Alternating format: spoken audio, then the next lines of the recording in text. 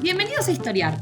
Este podcast fue creado y producido por la ASAI, Asociación Argentina de Investigadores de Historia. Un podcast sobre historia argentina, latinoamericana y mundial. Acompáñanos en este recorrido por el pasado para pensarnos en el presente.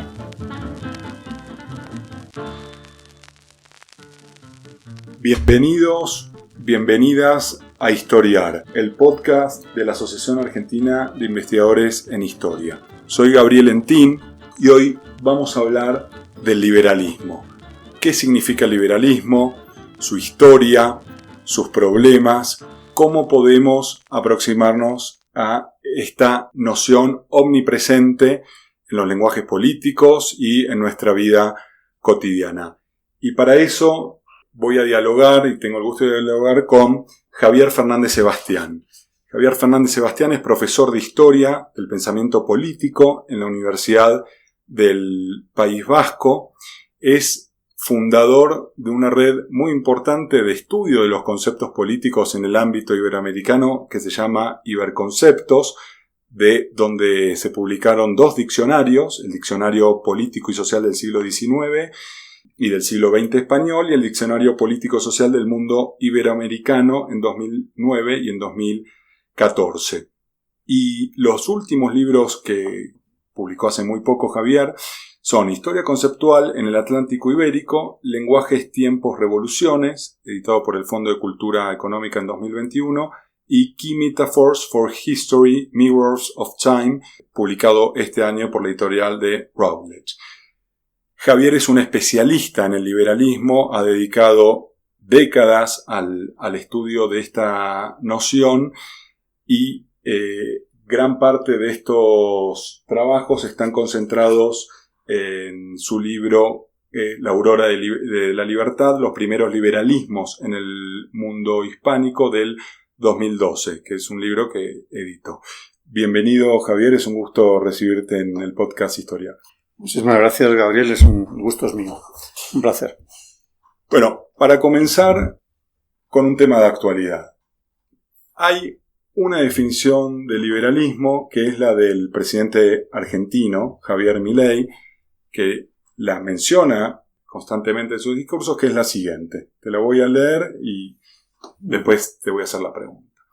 El liberalismo es el respeto irrestricto del proyecto de vida del prójimo, basado en el principio de no agresión y en defensa del derecho a la vida, la libertad y la propiedad privada.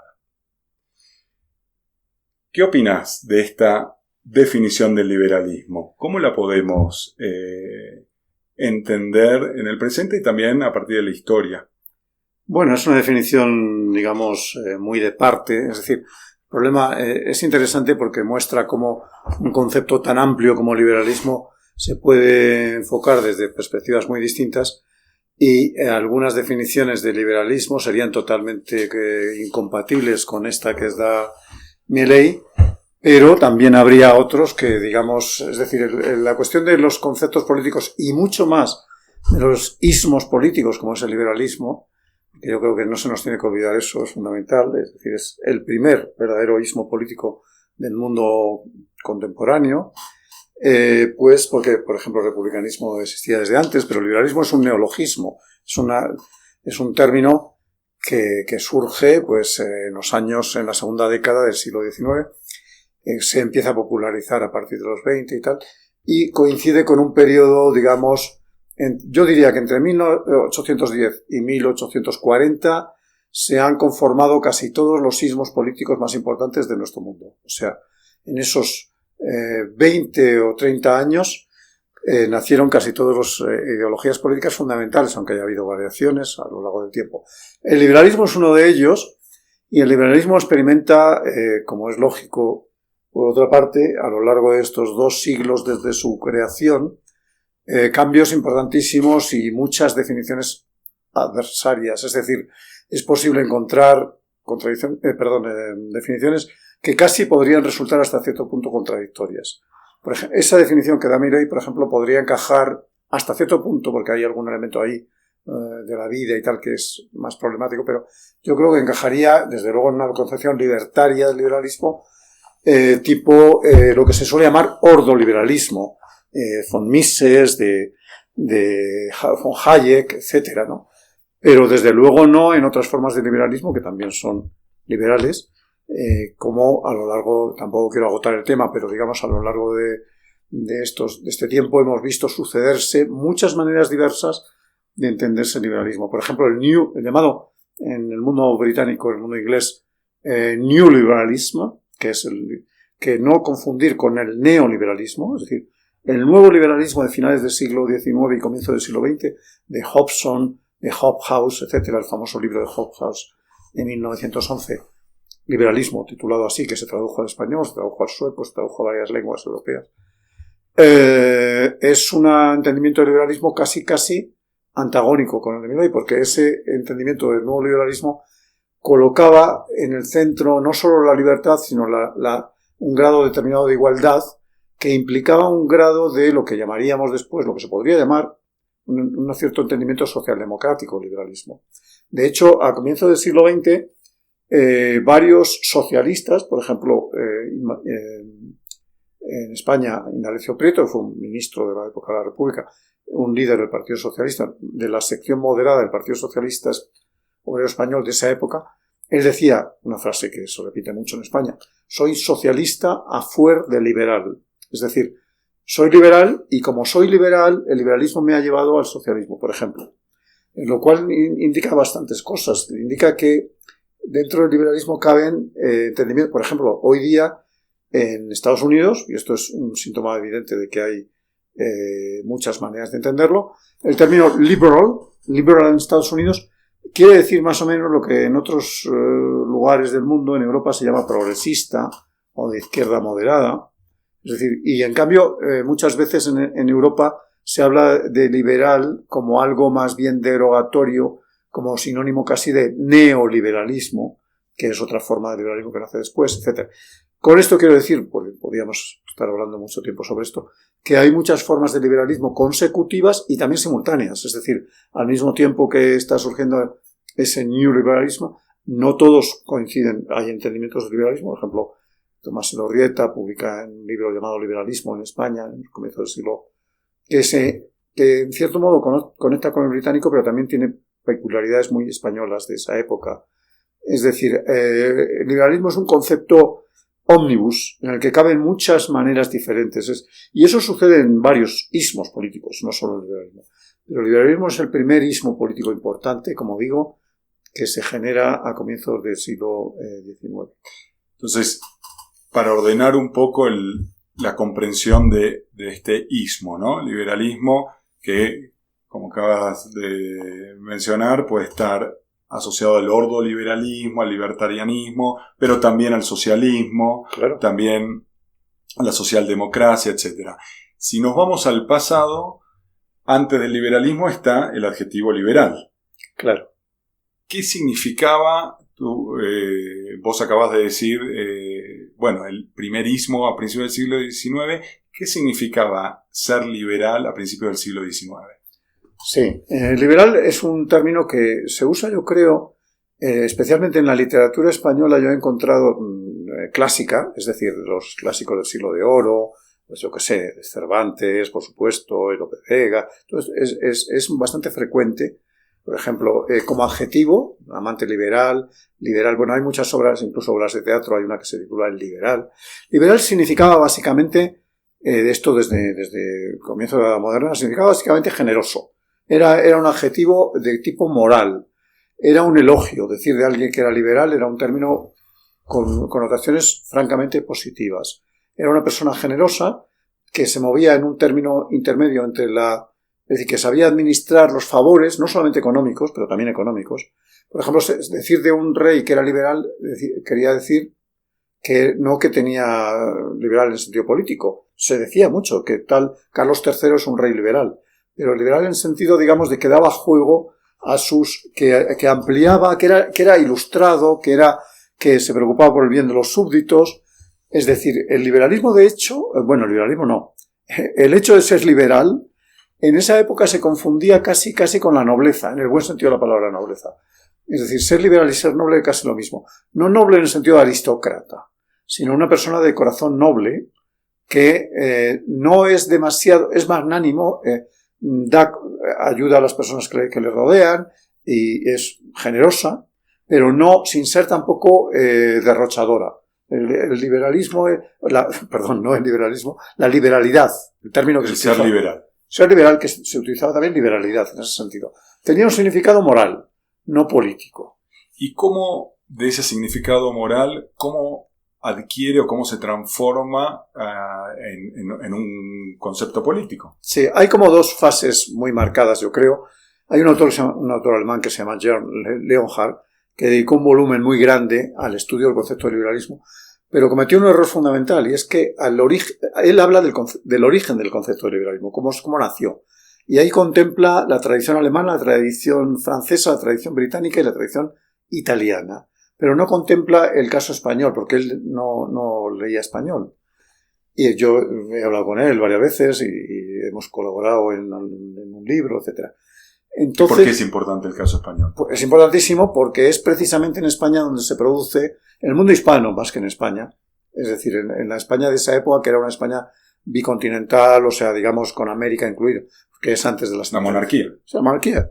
Ahí es donde nace en Cádiz, y en el sentido político concreto. Es decir, eso no quiere decir que no hubiera usos anteriores como adjetivo. Por ejemplo, uno de los que lo usa como adjetivo de manera torticera es Napoleón.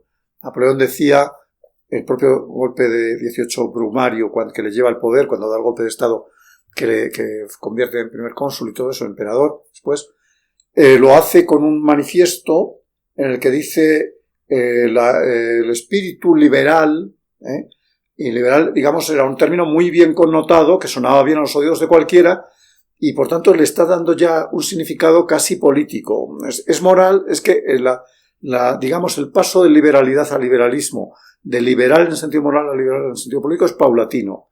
Hay un paso a través del adjetivo, también, por ejemplo, autores británicos.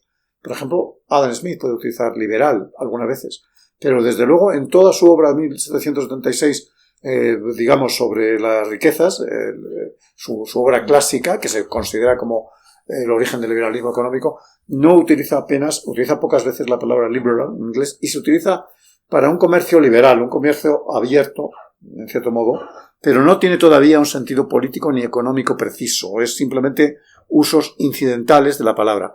En cambio, en Cádiz, en 1810, en octubre de 1810, cuando se reúnen las Cortes de Cádiz en septiembre, y entonces ya desde el principio empieza a haber un uso específico de carácter político, que en muy poco tiempo, casi en cuestión de un mes o dos, se convierte en un sustantivo, es decir, ya no se utiliza como es una persona de espíritu liberal, sino un liberal frente a un absolutista, es decir, el liberal se convierte en un sustantivo y por tanto, de hecho ese sustantivo es muy importante porque se transforma en una palabra de acción, es decir, es un actor.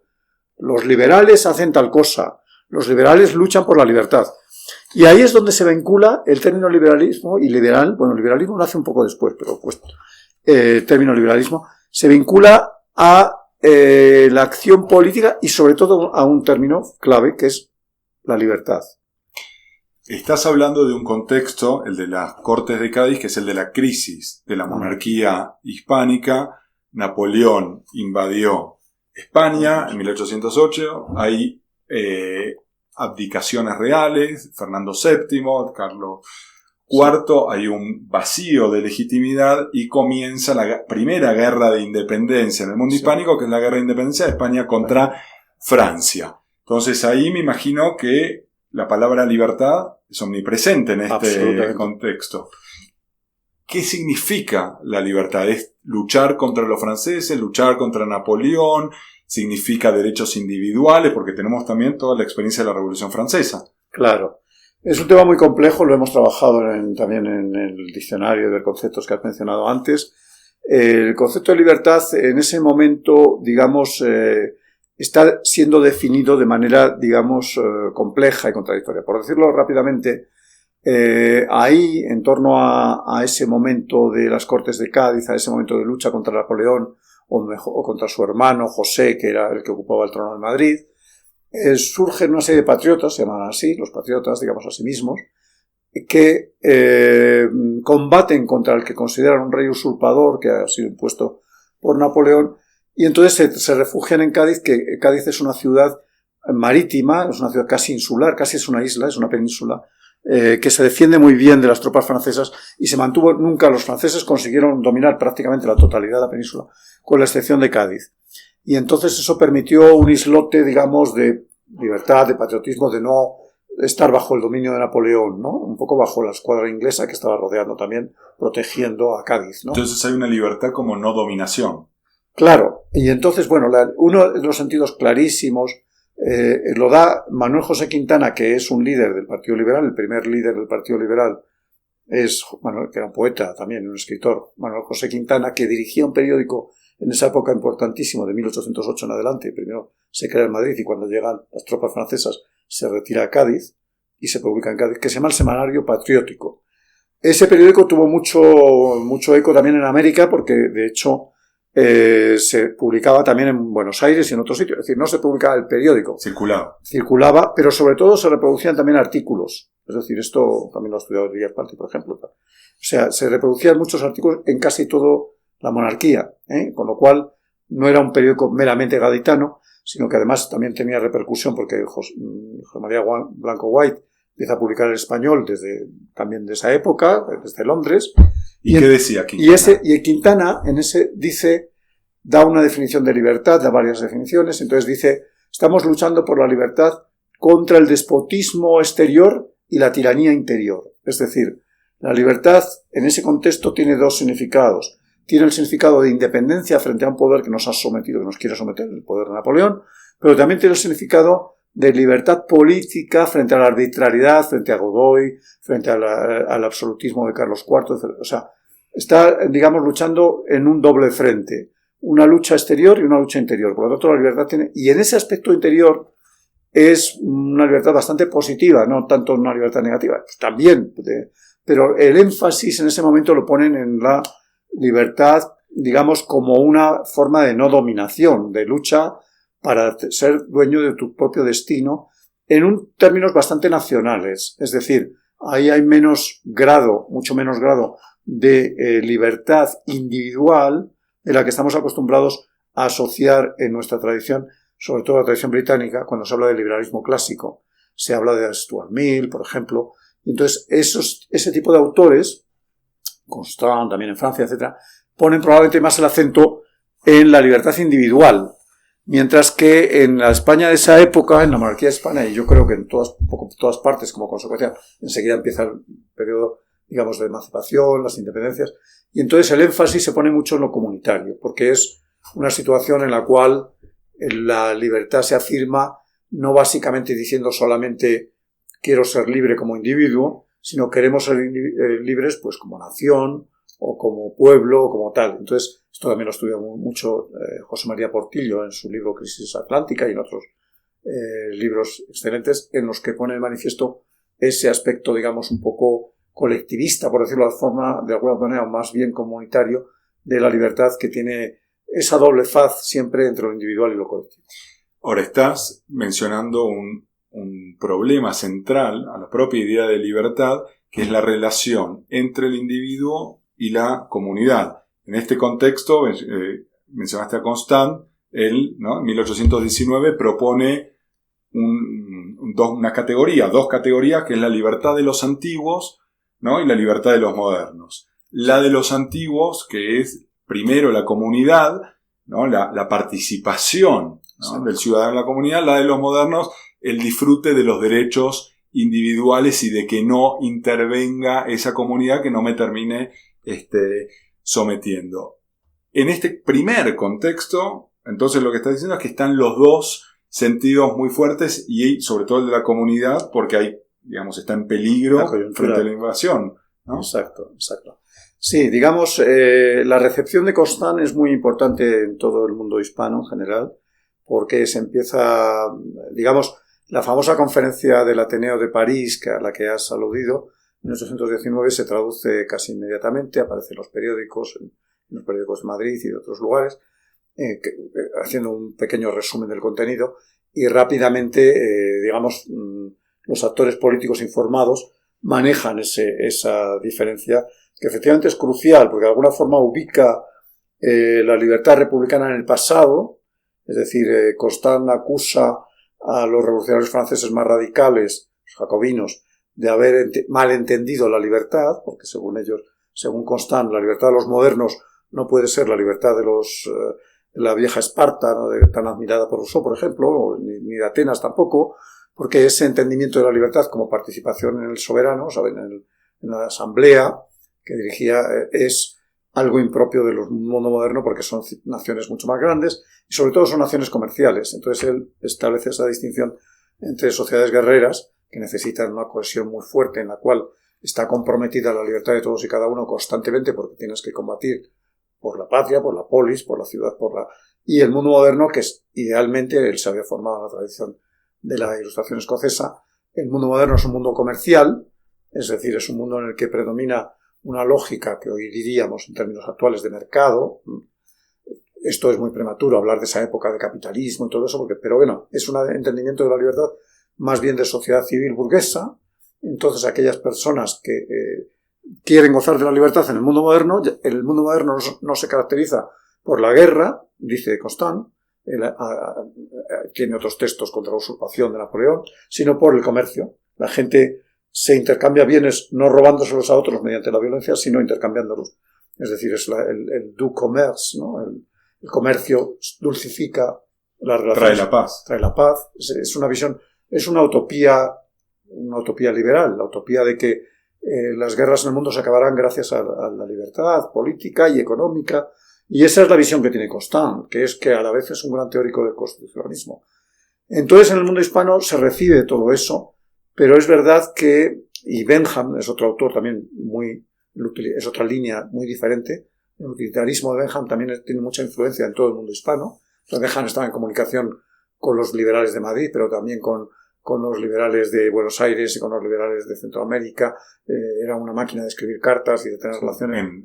Con Rivadavia. Rivadavia, por ejemplo. Sí. Ahora recuerdo que hay una carta de Rivadavia a Bentham, en la que dice, en la época de la feliz experiencia de Rivadavia, entonces dice, no se imagina usted lo difícil que es gobernar en un país como este, en el Río de la Plata, en donde los gobernantes son más liberales que los gobernados. Dice eso. Me llamó mucho la atención esa carta. Sí.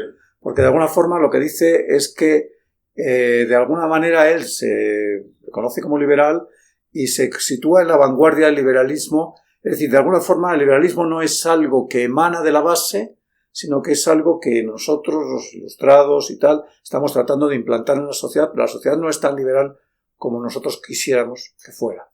Y volviendo a esta idea de libertad de la comunidad y libertad del individuo, también Constant dice que una no es mejor que otra, sino que hay que aprender a combinar las dos, porque el riesgo de quedarse en su fuero personal y solamente pensando en los derechos individuales es que puede haber un tirano. Nos desprendemos, nos disociamos de la cosa pública. Exacto. Y en nombre de la libertad, ¿no?, se puede instalar una tiranía.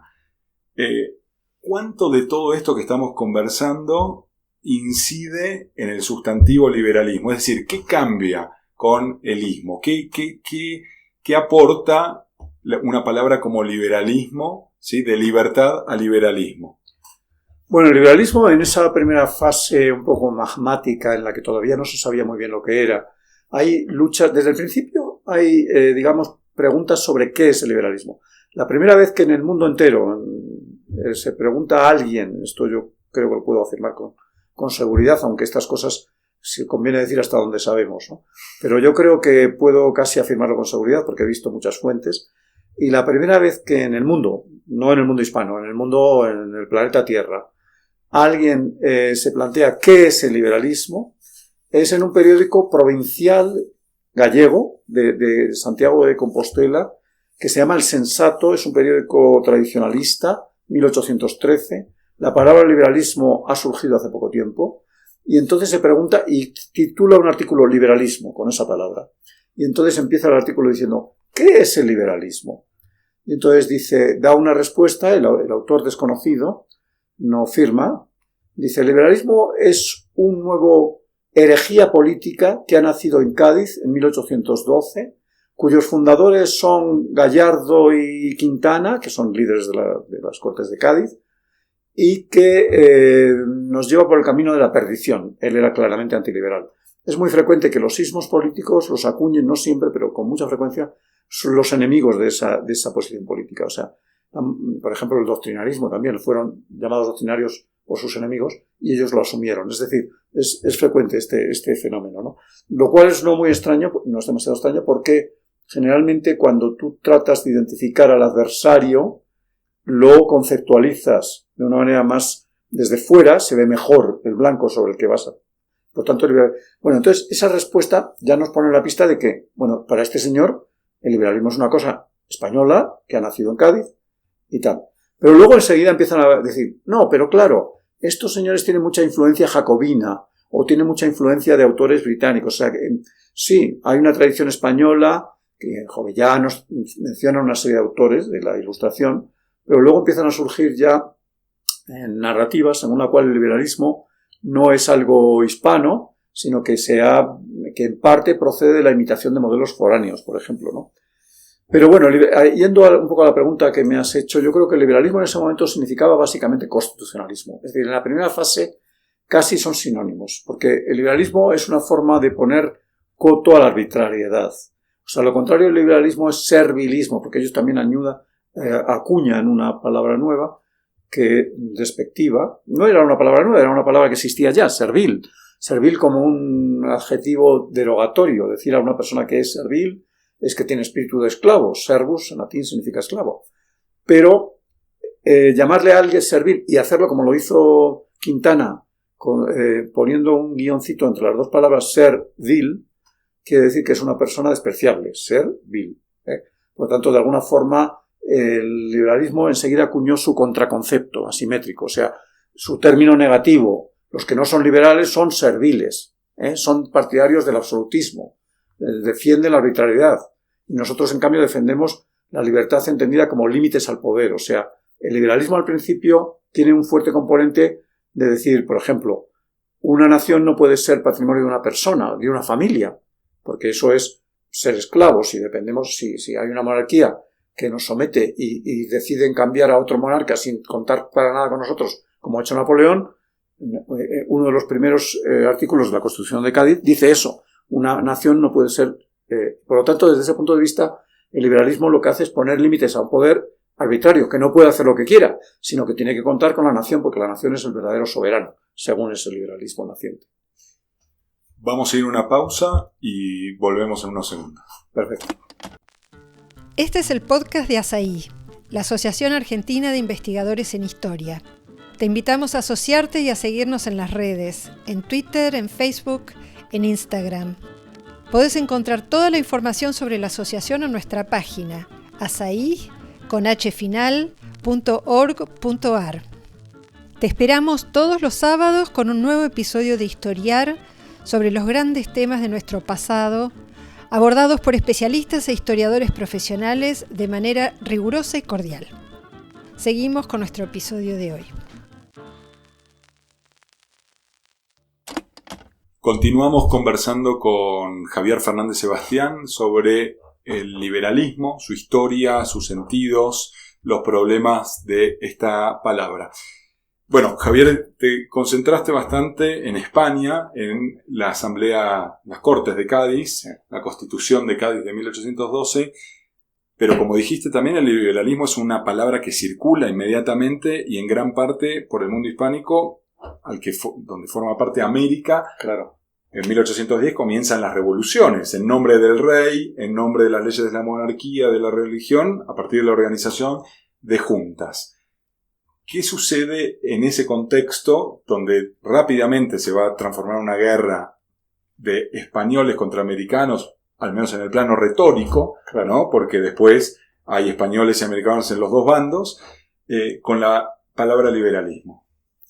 Sí, bueno, hemos intentado contarlo ahí en el diccionario que lo digo antes. Es bastante complejo porque en cada país se evoluciona, empieza, digamos, a haber una dispersión de usos, diferentes del término liberalismo.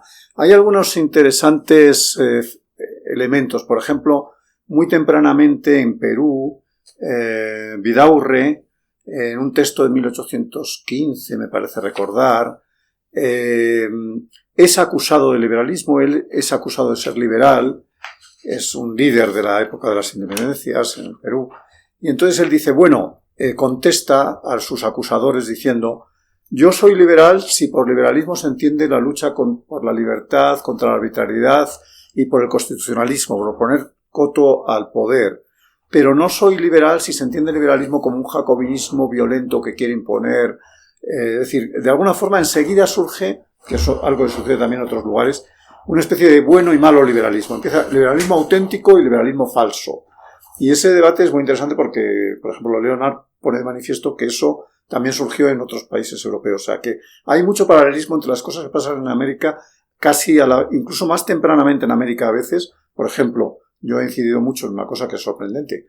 Primero hubo un periódico llamado El Liberal en Lima que en Londres, por ejemplo. Es decir, un periódico titulado así, El Liberal, el primer periódico que hay en Londres es de 1822. En Lima, de 1811, o sea, lo ha estudiado Joël Chassin, por ejemplo.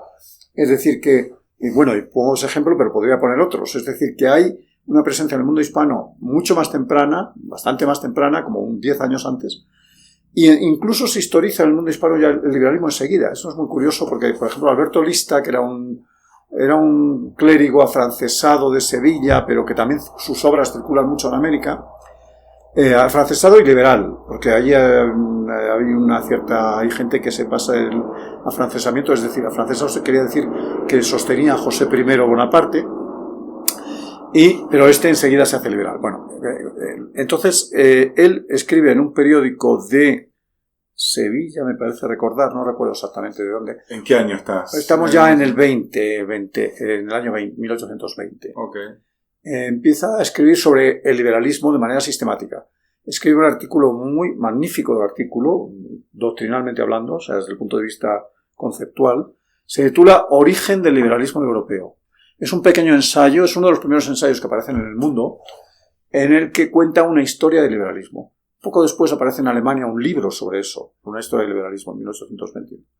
Y también en Londres aparece un libro que es más o menos una historia del liberalismo, que acaba de nacer, o sea, pero están inventándose una historia, ¿no? Casi siempre cuando aparece un ismo político, un concepto, se retrotrae y empiezan a decir, ¿de dónde viene? Por ejemplo, para nosotros, esa imagen de retrato robot del liberalismo, mucha gente pensará que viene de John Locke, ¿no? O sea, en muchos libros ¿A qué llamas retrato robot del liberalismo? A ver, yo soy profesor de historia del pensamiento político y tengo que explicar todos los años el liberalismo, el socialismo, el comunismo, el anarquismo, los sismos políticos. Entonces, normalmente en un manual de historia del pensamiento político dirá, por ejemplo, en el famoso manual de Sabine, se llama History of Political Theory. O Bobbio. Sí. Te dice, el liberalismo nace con el pensamiento de John Locke, el segundo tratado sobre el gobierno civil en 1600, a finales del siglo XVII, sí. Con la gloriosa Revolución Inglesa. Claro, eso es una forma de verlo, pero es a mí lo que me ha interesado, no a mí, a todo el grupo que hemos trabajado sobre el concepto de liberalismo, también tanto en Europa como en América, es ver desde cuándo se dice eso. ¿Cuándo empezó alguien a decir que el liberalismo se lo inventó Locke? Porque eso evidentemente no podía decirse en el siglo XVII, ni en el XVIII, porque Locke no existía de liberalismo. Además. Absolutamente, no la palabra para nada. Sí, para que haya una historia del liberalismo tiene que haber liberales. Tiene que haber personas que forman un partido que se llama Partido Liberal. O sea, un grupo, y eso empezó Cádiz, 1810, finales de año, bien. Empieza a hablarse de Partido Liberal. La gente lo llaman. Además, no fue una autocuñación. La gente que asistía a la reunión decía, esos son liberales. ¿Por qué? Porque tenían la palabra libertad en la boca todo el tiempo. Y lo que estabas diciendo recién, ¿cuándo comienza a decirse que Locke es el padre del liberalismo? Pues eso empieza a decirse en los años 20 algunos. Eso últimamente se ha discutido mucho. Pero es muy interesante el fenómeno para los historiadores, porque podemos comprobar como casi cuando se inventa un concepto muy poderoso, como es un macro concepto que está hecho de otros conceptos dentro, como liberalismo, que tiene libertad, igualdad, tolerancia, o sea, una serie de valores dentro de él, constitución, etcétera. Entonces, ese concepto que se inventa rápidamente se inventa un pasado, o sea, necesita decir ¿de dónde viene esto? Y esos que han inventado el concepto empiezan a generarle una historia apócrifa, es decir, se reconocen herederos de algunos padres fundadores que no eran padres fundadores en el sentido literal del término, porque ellos nunca dijeron... Se inventan los orígenes. Exacto. Eso es lo que yo he llamado en algún trabajo tradiciones electivas. O sea, uno elige la tradición a la que pertenece, mira al pasado y selecciona su canon de autores o sus momentos favoritos. Pero lo interesante, voy a terminar de contar lo de Lista, en ese artículo llamado Orígenes del liberalismo europeo, es el primer artículo que yo conozca en el que, de una forma sintética, en 3 páginas de periódico, cuenta una historia según la cual empieza diciendo: el liberalismo es el resultado de toda la historia europea y el desarrollo de la sociedad europea desde los griegos y luego paulatinamente con la formación del mundo moderno después de la Edad Media, etc., ha ido surgiendo una serie de encadenamiento de causas-efectos, y él le da mucha importancia a la economía, es decir, un desarrollo, digamos, de mercados, etcétera, etcétera, también. Él está hablando de política, pero él, de alguna forma, lo que sostiene, un poco en la línea de Constant, es que ha habido una evolución de la sociedad hacia una sociedad comercial, y esa evolución de una sociedad guerrera a una sociedad comercial es la que ha producido el capitalismo. O sea, se inventa una historia del liberalismo, con datos curiosos y tal, en la que relaciona lo social y económico con lo político. O sea, debajo, es como si dijéramos en términos marxistas, que el liberalismo es una superestructura que necesita tener una estructura debajo, que es el desarrollo de la sociedad comercial. Eso es lo que viene a decir. Y luego es muy interesante ver que ese artículo publicado en el año 20, un año después aparece publicado en La Habana. Ya ha pasado a América, y en un periódico de La Habana se titula El origen del liberalismo, no europeo, le han quitado la palabra europeo, porque Lista lo tituló Orígenes del liberalismo europeo. Y en La Habana no se define como Orígenes del liberalismo, sin más, sin adjetivos. Entonces empieza, es el mismo artículo, pero un poquito modificado para hacerlo americano, por decirlo así. Bueno, pero yendo a América, el concepto, y sobre todo a partir de las revoluciones de 1810, el concepto omnipresente es libertad, pero no liberalismo. No. Que ahí tiene que ver con lo que decías antes de la necesidad de generar algo contrario. Entonces quienes luchan por la revolución se reconocen americanos, republicanos, claro, patriotas, pero no liberales, porque los liberales están asociados a los españoles. Yo creo que sí, aunque también en América hay usos particulares, depende de los países. Nueva Granada, cuando Bolívar, cuando hay un cierto enfrentamiento entre Bolívar y Santander, por ejemplo, entonces los santanderistas se autoarrogan el título honroso, porque era un término bien sonante, de liberales, y llaman serviles, curiosamente, a los partidarios del dictador Bolívar en ese momento. Es decir, digamos, es muy curioso, porque hay usos particulares.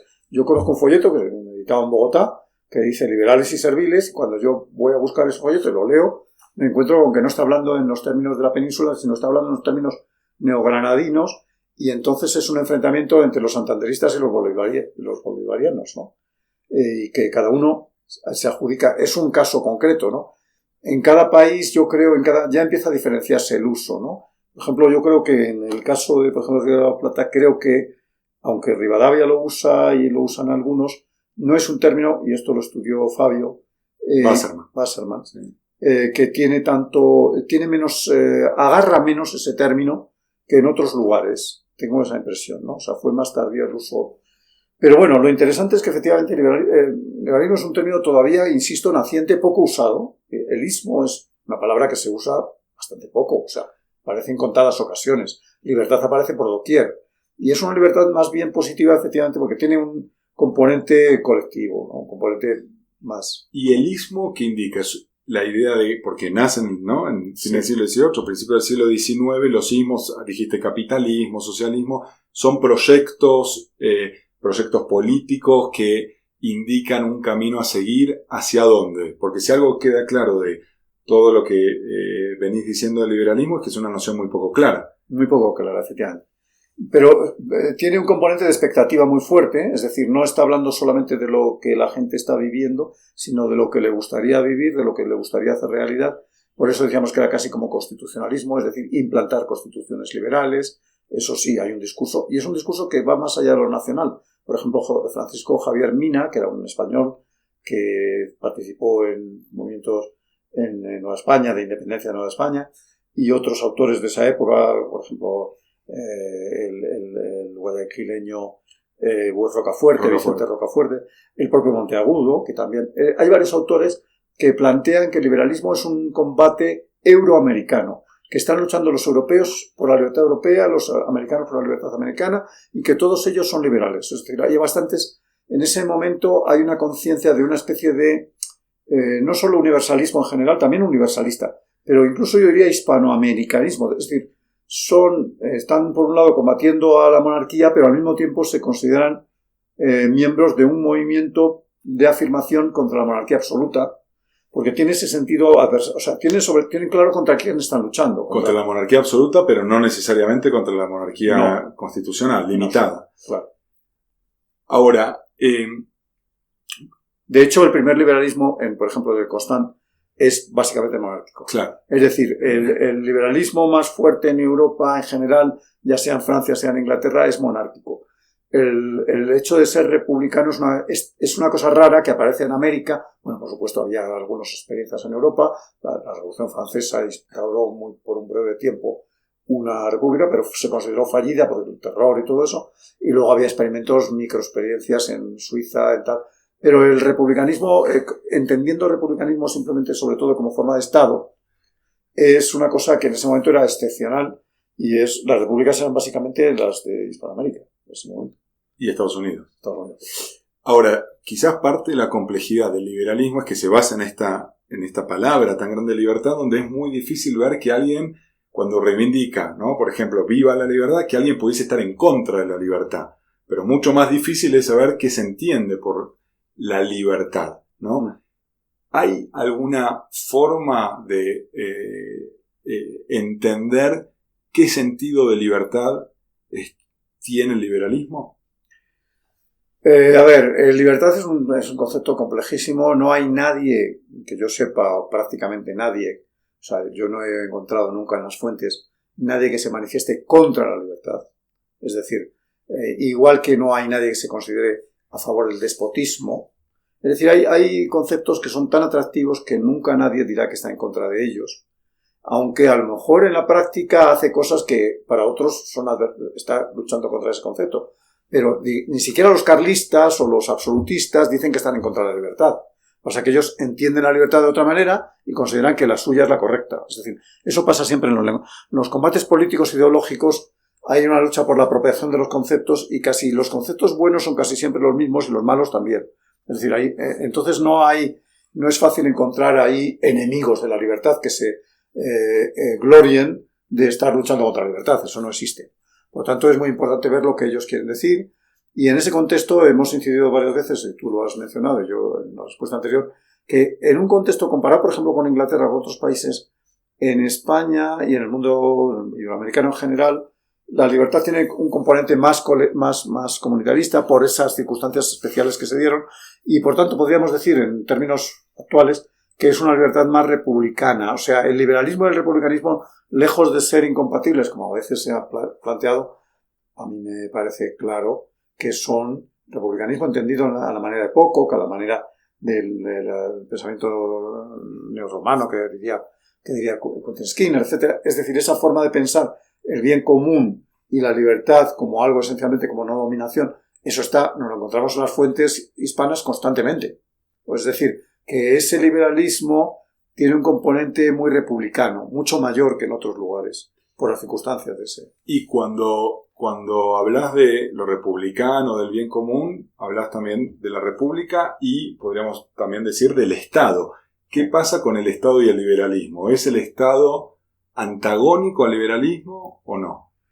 Ahí es una situación muy delicada, sobre todo en América, una situación muy compleja, porque por un lado esos liberales tratan de afirmar la libertad contra la arbitrariedad, y la arbitrariedad, el enemigo natural es el poder político en general. Es decir, el liberalismo efectivamente tiene un componente a lo largo de todo su recorrido, aunque haya muchos liberalismos diferentes, que es un combate contra la arbitrariedad, contra los desafueros que puede cometer un poder político. Es decir, limitar el poder. En realidad eso es un elemento que yo creo que no está ausente de ningún liberalismo, incluyendo el neoliberalismo. Sí.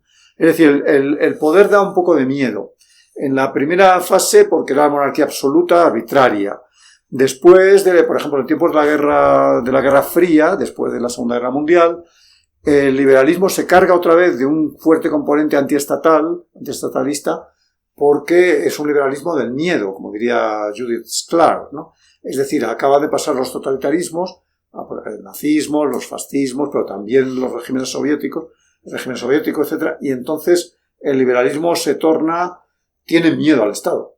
Y por tanto, desde ese punto de vista, es un liberalismo que tiene un fuerte componente de protección, tanto en términos de derechos civiles y de derechos humanos, que es cuando como en términos también incluso económicos. Hace que en el siglo XIX el liberalismo tenía bastante conexión con el liberalismo económico, con el laissez-faire, ¿no? El laissez-faire en esa época era progresista, básicamente, porque luchaba, estoy hablando del siglo XIX, contra los monopolios, contra el hecho de que existiesen aduanas interiores, que es cuando surge la idea del laissez-faire en el siglo XVIII francés. Es decir, ese liberalismo económico, que diríamos en términos actuales, lo que estaba era combatiendo un antiguo régimen que estaba caracterizado porque las empresas eran estatales en el sentido de que eran, por ejemplo, la monarquía repartía compañías y tal y cual. Entonces, ese liberalismo económico tenía un sentido emancipador, ¿no? De decir, que a cada uno le dejen la iniciativa. Y luego, después de la Segunda Guerra Mundial, de nuevo el Estado es otra vez el enemigo, por el totalitarismo. Entre medias pasan muchas cosas y ahí en la primera mitad del siglo XX, por ejemplo, el liberalismo es mucho más social. Es un liberalismo que hoy día diríamos de Estado social, en el cual se reconoce que la intervención del Estado para limar las diferencias, las desigualdades entre la gente, que tiene que haber más servicios públicos, etc., es perfectamente compatible con el liberalismo. El primer Ortega y Gasset, por ejemplo, bueno, ya he dicho antes el caso de Indalecio Prieto, de socialista fuerte liberal, él decía, soy socialista porque soy liberal, también decía Ortega, en la primera fase, luego cambio de opinión y tal. Y para ya ir terminando, ¿cómo ves hoy el liberalismo en este contexto de tanta incertidumbre, de una guerra en Europa, Medio Oriente? ¿Cuáles son, digamos, los principales problemas y los desafíos desde tu punto de vista a esto que llamamos liberalismo? Claro, yo creo que el liberalismo, vamos a ver, entendido en las grandes líneas yo lo veo como algo positivo, es decir, independientemente del pensamiento político de cada cual, el liberalismo trajo al mundo moderno la idea de tolerancia ante las ideas de los demás, que en eso consiste, por eso se pasó la pasarela de la moral a la política, se hizo por ahí, ¿no? Es decir, hay que tolerar, hay que ser liberal, hay que ser generoso con el pensamiento de los demás, en la idea de tolerancia, política, respeto a los demás, a las opiniones. Todo eso es positivo y yo creo que tiene que ser reivindicado, porque de hecho la democracia, yo personalmente creo que la única democracia es la democracia liberal, es decir, tiene que haber que haya libertad de expresión, libertad de partidos, que haya división de poderes, todos esos elementos del liberalismo son fundamentales para que haya libertad, yo lo entiendo así. O sea, eso no quiere decir que yo sea liberal en el sentido de un partido político liberal, pero sí que el liberalismo como una especie de gran esquema de funcionamiento de los poderes públicos para que permitan la libertad, que la gente, por lo menos en el terreno de las creencias, en el terreno de la expresión, en el terreno de que no haya un poder dictatorial, lo contrario de un poder liberal para mí es una dictadura, ¿no?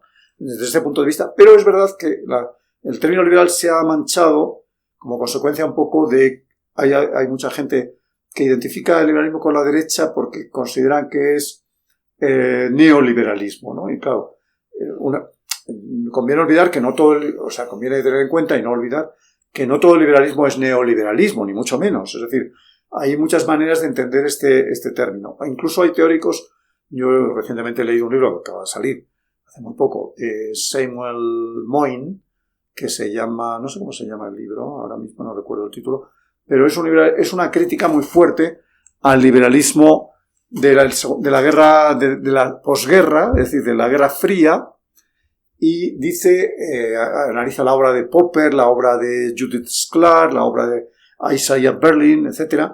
Y dice que en realidad el liberalismo de la segunda posguerra... Estás hablando del liberalismo contra sí mismo, el libro, sí. Against Itself, ¿no? Ah, exacto, eso es, ese es el título.